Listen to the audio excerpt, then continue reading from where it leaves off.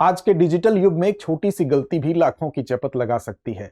लेकिन कई बार ऐसा भी होता है कि जब ग्राहकों की गलती नहीं होती है फिर भी उन्हें बैंक या एनबीएफसीज के चक्कर लगाने पड़ते हैं। अब ऐसे समय में जबकि डिजिटल बैंकिंग का लगातार विस्तार हो रहा है, उसी के साथ जो ग्राहकों की तादाद है वो भी लगातार बढ़ रही है, साथ साथ इसके बढ़ रही है तो शिकायतों की संख्या। अब इन शिकायतों को कैसे इसके ग्राफ को कम किया जाए, इसके लिए आरबीआई ने इंटीग्रेटेड ओम्बुड्समैन स्कीम जो थी उसको फिर से संशोधित किया है।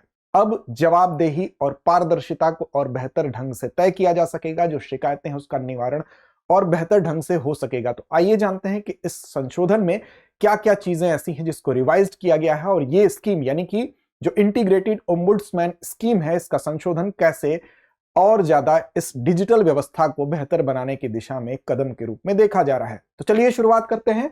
रिवाइज्ड इंटीग्रेटेड ओम्बुड्समैन स्कीम में जानेंगे कि ये आपके एग्जाम के लिए भी महत्वपूर्ण क्यों है। अब देखिए, आरबीआई जब भी कोई कदम उठाती है इस तरह का जो कि सीधे ग्राहकों से जुड़ा है, लोगों से जुड़ा है, तो ये आपके लिए एग्जाम के लिए भी महत्वपूर्ण है। देखिए, खबर यही है कि भारतीय रिजर्व बैंक ने इंटीग्रेटेड ओम्बुड्समैन स्कीम जो है, जो हुई थी पहले, उसमें संशोधन किया है। आपको पता है कि ये स्कीम 12 नवंबर 2021 को जारी की गई थी और इससे पहले की जो 3 स्कीम्स थी, जिसमें कि banking ombudsman scheme 2006, ombudsman scheme for non banking financing company 2018 और साथ साथ ombudsman scheme for digitalisation transaction 2019, इन 3 स्कीम को क्या किया गया था, इंटीग्रेट कर दिया गया था। और इसके माध्यम से यह कोशिश थी कि जो one nation one ombudsman approach है उसको यहां पर एक तरह से उसी के तहत यह काम किया गया था। और इसका उद्देश्य ही था कि जो एक वैकल्पिक शिकायत निवारण तंत्र है उसको बेहतर बनाया जाए, उसको तेज बनाया जाए। और इसके अंतर्गत चाहे वो कमर्शियल बैंक हो, चाहे वो नॉन बैंकिंग फाइनेंशियल कंपनीज हो, जिसको कि एनबीएफसीज आप कहते हैं, आरआरबीज, भुगतान प्रणाली तमाम जो होती हैं वो, और साथ साथ सहकारी बैंक जो कि 5 करोड़ तक की जिनकी सीमा थी, और क्रेडिट सूचना कंपनियां इसके अंतर्गत शामिल थीं।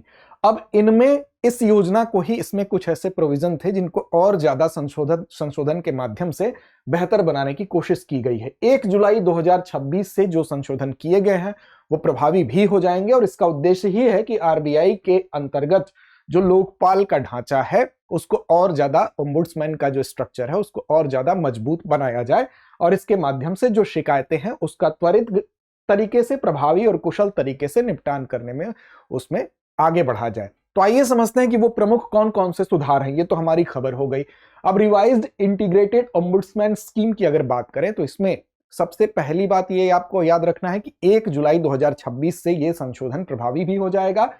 अब इसमें सबसे पहले शिकायत की बात कर लें तो वो विनियमित संस्था कोई भी हो, यानी कि आरई अगर कोई भी हो, उसकी सेवा में अगर कमी आती है तो ग्राहक क्या कर सकता है, शिकायत दर्ज कर सकता है। आरई क्या होता है, तो रेगुलेटेड एंटिटीज जिसको कहते हैं, जिसमें वो सभी बैंक और वित्तीय संस्थान आते हैं जिन पर कि आरबीआई का नियंत्रण होता है, आरबीआई के नियम लागू होते हैं, उनको हम रेगुलेटेड एंटिटीज या आरई कहते हैं। अब इसमें कोई भी अगर ऐसा आरई है जो कि कोई भी ऐसी विनियमित संस्था है जिसकी सेवा में अगर कोई कमी होती है जिससे ग्राहक को दिक्कत हुई, तो ग्राहक क्या कर सकता है, शिकायत दर्ज कर सकता है। पहली बात तो ये की गई। दूसरा यह है कि जो शिकायत दर्ज किया जाएगा वो किस माध्यम में दर्ज किया जाएगा, तो शिकायत दर्ज करने के लिए एक पोर्टल होगा, यानी कि आरबीआई जो है वो सीएमएस, आरबीआई का सीएमएस पोर्टल जो है उसके माध्यम से, यानी कि cms.rbi.org पर आप जाकर शिकायत दर्ज कर सकते हैं। इसके अलावा ईमेल, डाक या व्यक्तिगत तौर पर भी शिकायतों को दर्ज किया जा सकता है। दूसरी बात यह है, अब इसके अंतर्गत जो सीआरपीसी की बात की जा रही है, सीआरपीसी यानी केंद्रीकृत प्राप्ति एवं प्रसंस्करण केंद्र। सीआरपीसी क्या होता है, जो कि centralise receipt and processing centre, ये एक या एक से अधिक भी स्थापित किए जा सकते हैं, यह भी प्रोविजन इसमें किया गया है। यानी कि यहां पर क्या होगा, ये सभी शिकायतें सेंट्रलाइज तरीके से एक जगह आएंगी और फिर उसको संसाधित करते हुए उसको आगे कार्रवाई उस पर की जाएगी। तो ये भी व्यवस्था इसमें की गई है, यानी एक या एक से अधिक भी हो सकते हैं।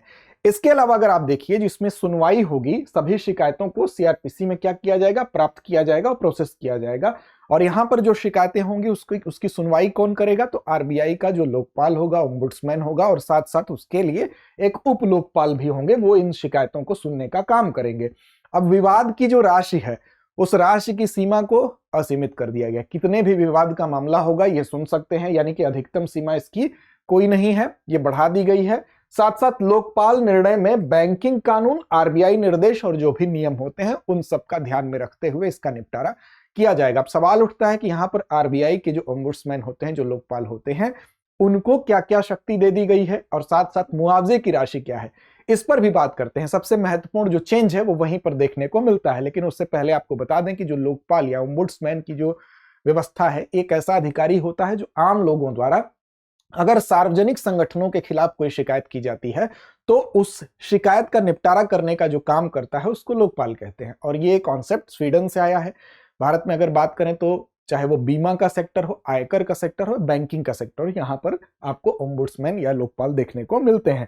आगे बढ़ेंगे, महत्वपूर्ण विषय पर बात करेंगे, लेकिन उससे पहले आपके लिए भी एक महत्वपूर्ण सूचना है कि दृष्टि आईएएस की तरफ से हम आपके लिए भी लेकर आए हैं एक ऐसा कोर्स जिसके माध्यम से आप अपने घर रह के भी अपनी तैयारी कर सकते हैं, अपनी बुनियाद मजबूत कर सकते हैं, वो भी बिना भटकाव के। क्योंकि अक्सर आपके सामने यह समस्या आती है कि तैयारी कैसे शुरू करें, हम अपनी बेसिक जो चीज है उसको कैसे मजबूत करें। तो 14 महीने में यूपीएससी के प्रीलिम्स से लेकर मेंस तक के सिलेबस को कवर करता है हमारा ये कोर्स। और सबसे खास बात इसकी है कीमत 24,999 रुपए में। इस कोर्स का नाम है GS studio foundation, live online course है। इस कोर्स के माध्यम से आपको 14 महीने में पूरे सिलेबस को कवर करते हुए आपकी जीएस की संपूर्ण तैयारी होगी। साथ साथ इसमें 1250 प्लस घंटों की कक्षाएं आपको मिलेंगे, 18 क्लास टेस्ट मिलेंगे, हिंदी, इंग्लिश और इंग्लिश तीनों मीडियम में ये कोर्स आपको मिलेगा। इसके अलावा आपको 2 साल के करंट अफेयर्स की क्लासेस के एक्सेस भी मिलेंगे, प्रिंटेड मटेरियल भी मिलेगा। बैच की अगर बात करेंगे, उससे पहले बता दें कि ये कोर्स भी एक तरह से आपके लिए फ्री है। ये शुल्क जो आप अभी इसमें देंगे, वास्तव में जब ऑफलाइन बैच में आप एडमिशन लेने आएंगे तो ये पूरी की पूरी फीस वहां पर एडजस्ट कर दी जाएगी। तो एक तरह से ये आपके लिए निःशुल्क हुआ।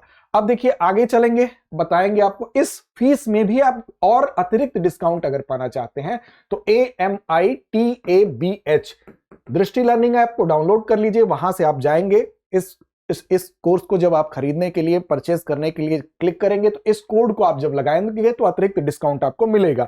इसके अलावा आपको लिंक डिस्क्रिप्शन में भी मिल जाएगा, उसके माध्यम से भी आप जा सकते हैं। अब बैच की बात करें तो हिंदी माध्यम का 3 फरवरी से, इंग्लिश मीडियम का 4 फरवरी से और इंग्लिश मीडियम का 5 फरवरी से बैच शुरू हो रहा है। कूपन कोड अमिताभ का इस्तेमाल आप कर सकते हैं अतिरिक्त डिस्काउंट के लिए। अब देखिए लोकपाल की इसमें शक्तियां क्या होंगी और मुआवजे का प्रावधान यहां पर क्या किया गया है, इसको भी देख लेते हैं। देखिए जो मुआवजे विवाद में अगर किसी भी कंडीशन में ऐसा विवाद होता है तो जो अधिकतम सीमा है वो तो बढ़ा दी गई, किसी भी अधिकतम सीमा तक के विवाद को इसमें सुना जा सकता है। अब लोकपाल को यह अधिकार दिया गया है, जो लोकपाल होगा, ओम्बुड्समैन जो होगा, वो क्या कर सकता है, आपसी समझौता करा सकता है। यानी कि उसके पास ये अधिकार है कि अगर मामला आपसी समझौते से सुलझ जाता है तो उसके पास ये पावर है कि वो आपसी समझौता करा सकता है। या दूसरी कंडीशन ये है कि आपसी समझौते से जब मामला नहीं सिमटता है तो वो अवार्ड यानी कि दिया गया अंतिम निर्णय, जो लोकपाल के द्वारा दिया गया अंतिम निर्णय होता है उसको अवार्ड कहते हैं, तो उसके द्वारा भी वो अंतिम निर्णय की शक्ति उसके पास है, उसके माध्यम से वो फिर अपना निर्णय सुना सकता है। मुआवजे की अगर जहां तक बात करेंगे तो मुआवजे की जो राशि है वो बढ़ा दी गई है 30 लाख तक। कौन सी 30 लाख तक राशि बढ़ाई गई है? ये राशि पहले 20 लाख थी।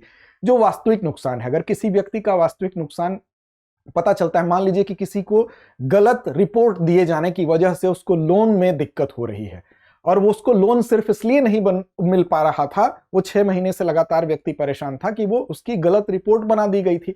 तो ऐसे कंडीशन में जो मुआवजा है वो 30 लाख तक कर दिया गया है, जो पहले 20 लाख रुपए था। इसके अलावा कुछ ऐसी कंडीशन होती है जिसमें व्यक्ति का मानसिक उत्पीड़न होता है, वो बेवजह का उसको चक्कर लगाना पड़ता है ऐसे वित्तीय संस्थानों का।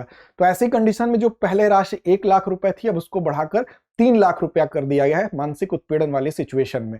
ठीक है, तो ये 2 चेंजेस इसमें बड़े दिखाई देते हैं। इसके अलावा अगर हम बात करें कि थर्ड पार्टी, अगर मान लीजिए बैंक की तरफ से कोई गलती नहीं हुई है, कोई थर्ड पार्टी की तरफ से, आरई की तरफ से गलती हो रही है, तो ऐसी कंडीशन में जिसमें कि रेगुलेटेड एंटिटीज गलती कर रही हैं, तो अब उनको भी पक्षकार बना के उनको भी शामिल कर लिया जाएगा। यह भी इसमें प्रोविजन कर दिया गया है।